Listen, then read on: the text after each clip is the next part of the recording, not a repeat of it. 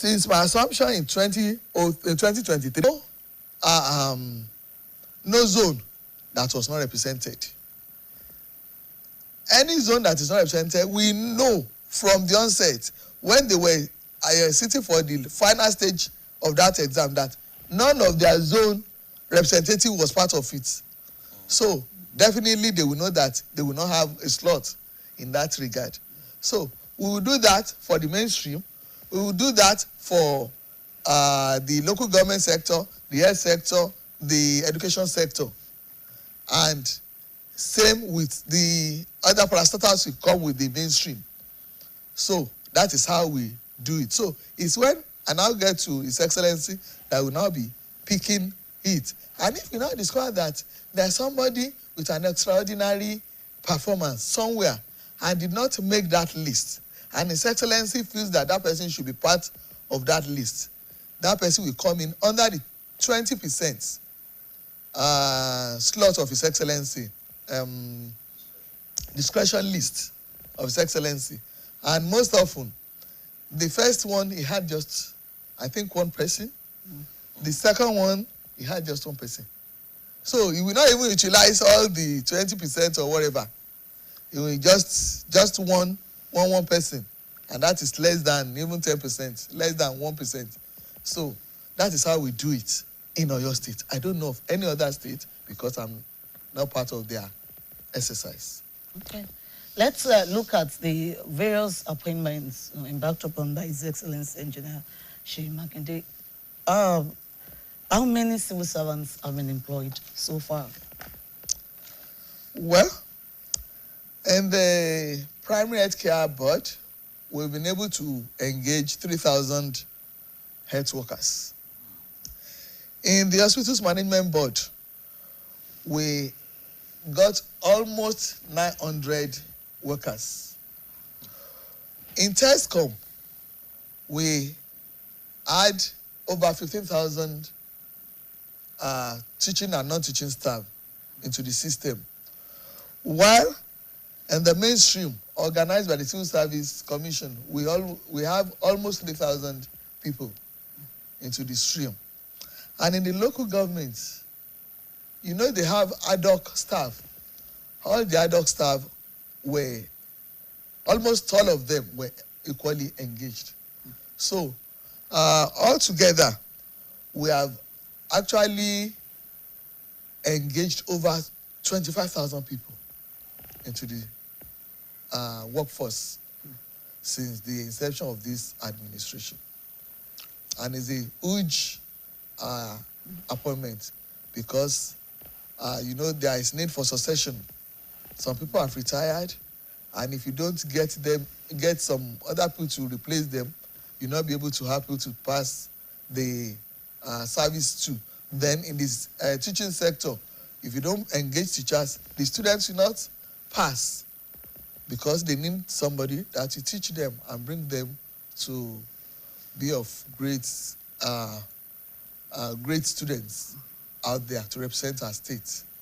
So how have we been able to ensure that only the best scale through these employment procedures, the screening processes? Thank you. You know, in the past, it's man, no man. But these days, it's not only the PS exam that they go for exam. And it's not only the PS selection exercise that they go for exam. Even as a teacher, you go for exam. Any recruitment during this administration is exam. You have to pass your exam before you can get recruited into the service. And it is when you pass that exam that you now go through the normal interview process. So, with that, the hand of lobbying had been greatly reduced. The employment of more workers means an increased wage bill, and it's said that Oyo State has the highest number of, maybe you can confirm that, has the highest number of workers in the country. So my question now is that, how have we been able to ensure that the workers themselves contribute to shoring up the internet-generated revenue, at least to help the government manage some of these wage bills? Well, I will not be able to confirm whether we have the highest number of civil and public servants in this country. But what I know is that we have over 60,000 serving officers in Oyo State. If we have to add even that of local government to it, we have almost 70,000. That this government, this administration, both at the state and the local government, are actually paying every month. And this is actually huge. The payment is moved directly into the economy, and the economy is buoyant. The civil servants, like you said, has to contribute their own quota to the internally generated revenue. But it depends on where you belong. If you are in a revenue generating agency, you contribute your own quota to ensure that there is no leakage. But if you are not in a revenue generating agency, you have to contribute your own service so that people can be encouraged, even out there, to pay any levy that is given to them. So everyone must ensure that they give their best wherever they find themselves, so that with people out there, we can vouch for our integrity whenever they have the opportunity or wherever it is required for them to do anything or transact any business with the state government. We are trying our possible best. The internally generated revenue has been moved from what it was when this administration came into power and what it is now. And I believe that it will still go on further, because each day, each minute, there's several initiatives that we bring to table, and the state government is also bringing their initiative to their supervisors also bring theirs to table, and will try as much as possible to use this to get things done. So I believe that the internally generated revenue will surely move from one level to another level as long as we all put in our best. I'm talking about revenue now. We need to pay some bills, so we'll be right back. That's good. Football lovers, movie lovers, family entertainment fans, get ready for something big, because Star Times is giving you Over Jara. For a limited time, when you recharge for 2 months, you get upgraded to the next bouquet free. That's more sports, more movies, more kids shows, more entertainment at no extra cost. Over Jara. Star Times. Enjoy digital life. The home is under attack, but not for long, because Hypo is here. Dirty floors and surfaces. Not on our watch. Dirty and stains don't be do shakara. We got the remedy, original palasa. Hypo, go hypo.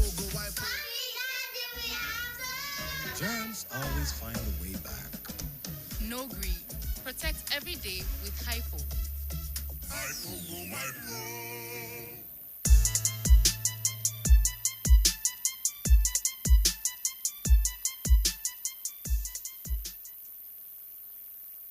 All right, we're back, and it's good to know you are still there. It's still Guest of the Month on the BCOS television, and we are engaging the #1 civil servant in Oyo State, the Oyo State Head of Service, Mrs. Olubumi Olufunke Oni MNI. And before we went on that break, we were talking about employment procedures in the civil service, increased number of workers, especially in the Oyo State civil service, and the wage bill. Now, I want to ask, two questions in one now. How have you been able to block revenue leakages? And I also marvel a government that is able to pay such a huge wage bill, and salaries are neither delayed and workers are not laid off. Well, because I'm part of the State Executive Council, I can answer that. Because the question is mainly for His Excellency and the Ministry of Finance. I don't know.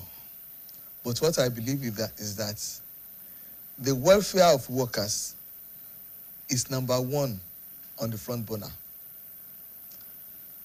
Most times, Oga will go out of his way to negotiate with banks to ensure that salaries of workers and pensioners are paid as and when due.